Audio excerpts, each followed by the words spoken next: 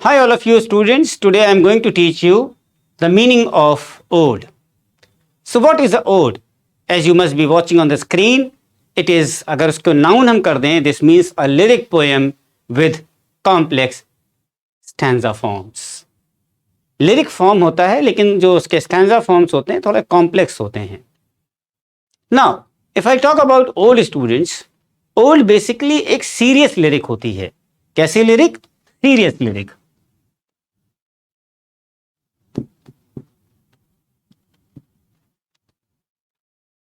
It is a serious kind of lyric जिसकी बहुत सारी वर्किंग की जाती है डिटेल्स में.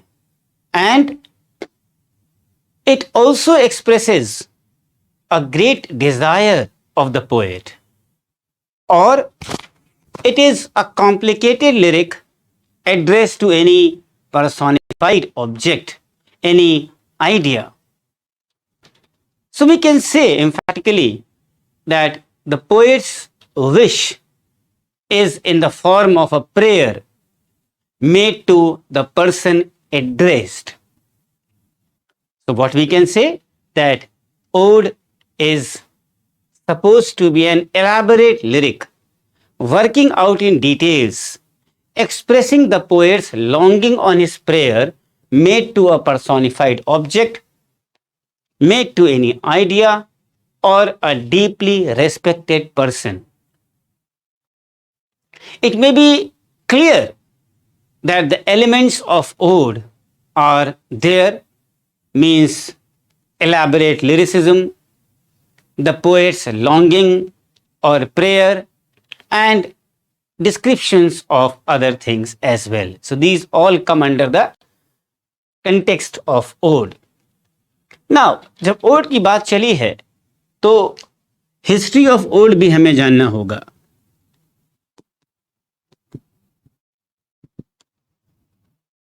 हिस्ट्री ऑफ ओड, सबसे पहले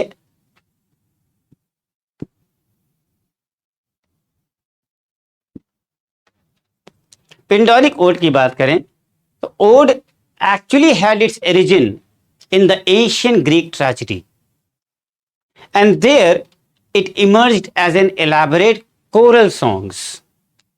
It was sung for the reason, and the reason was to inform the audience of the nature of the coming tragedy, कि क्या होने वाला है.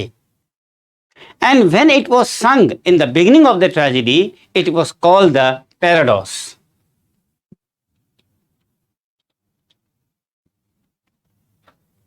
When it was sung in the beginning of the tragedy, it was called the parados, and it was called the stas ima. Stas ima. Stasima. When it was called stastima, when it was sung after each episode of the tragedy. For example, you must have heard the name of Aeschylus, Sophocles, Euripides. All these gradually perfected the ode form to a very high degree. But it was Pindar, इसी से नाम पड़ा है Pindaric ode. It was Pindar who finished it to the last degree. He broke the ode into three parts. The first part was called strophe.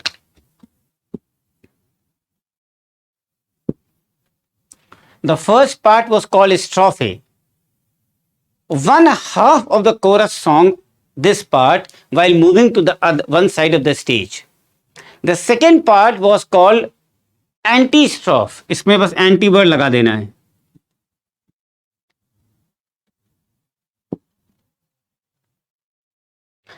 It was sung by the other half of the chorus while moving to the other side.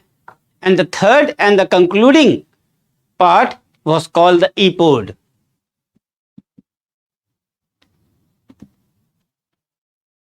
Epode. And the whole chorus sang it standing between the two sides, idhar idhar. Such ode came to be called as Pindaric ode. Fine. अब इसके बाद कौन सा odd आता है?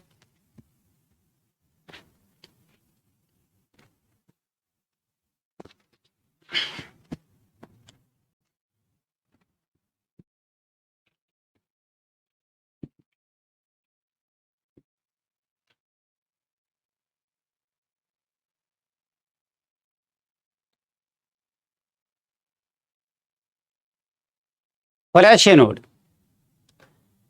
Now, among the Latin poets, Horace wrote 3 books of the odes published in 23 BC. And the odes were all addressed to some person or something. And most of them were monodic lyrics. कैसी lyrics थी? Monodic. They were composed under the inspiration of the Greek ode. And yet, their structure was very simple. जैसा हमने आपको बताया पिंडारिक odd में there used to be strophe, antistrophe or epode. In Horatian ode, they had no strophe, no antistrophe, no epode. The simplicity of Horace ode gradually made it very popular and it came to be called Horatian ode. If you remember, students, during the Renaissance period, Petrarch also wrote a good number of odes in Italy, and they were written under the influence of Horace. And you will love to know the peculiarities of the Horatian ode. The peculiarities of the Horatian ode were, पहला था उसका simple structure,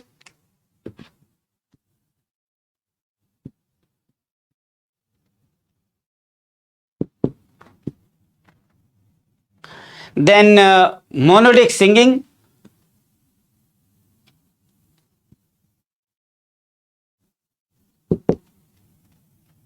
and addressing to some person.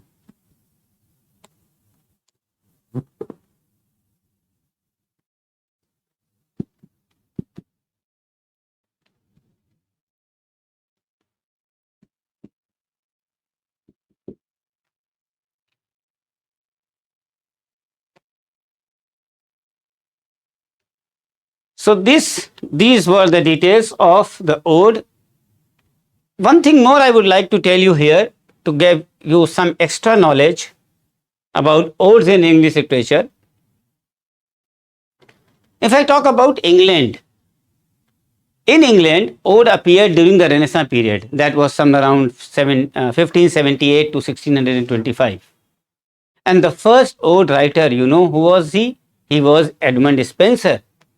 And his first ode, the most popular poem by Spenser, Epithalaminion, was published in 1594.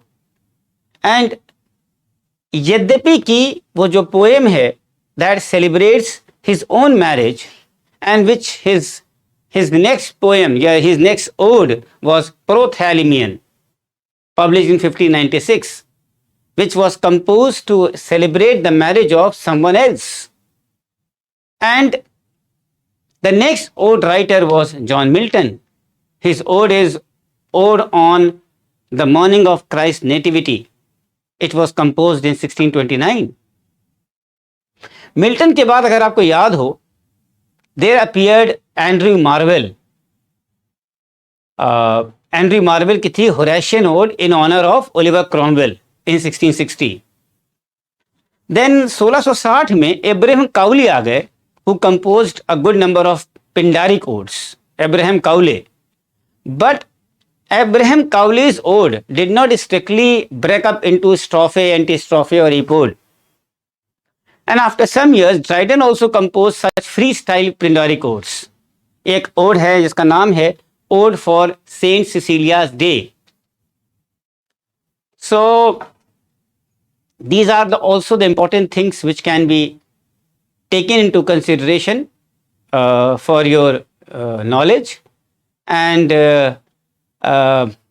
Dryden के बाद the next famous ode writer is Alexander Pope, who wrote a very famous ode known as Ode on Solitude. Ode on Solitude was written in 1709, which is actually a Horatian ode. And अब इसकी details की ज़रूरत तो नहीं है, but yes, the next ode writer which I remember is William Collins. And William Collins की एक बहुत फेमस पोएम है, ode है, जिसका नाम है Ode to Evening, which is again a Horatian ode. And उसी ने लिखा है Ode on Popular Superstitions. So Ode on Popular Superstitions is a Pindaric ode by William Collins.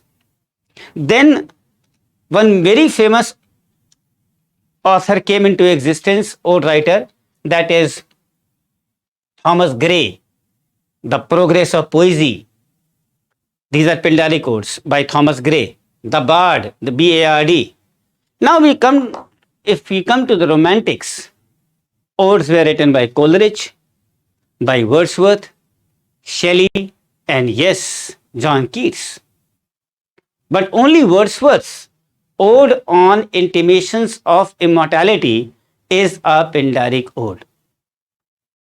And if we talk about Shelley and Keats, जब हम शेली और Keats की बात करते हैं, then the ode became the most beautiful lyric to elaborate nature.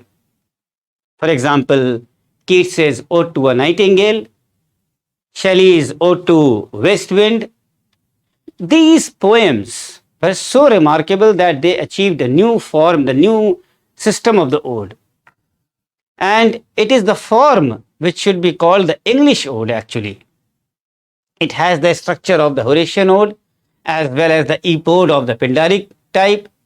Tennyson also composed an ode known as Ode on the Death of Duke of Wellington.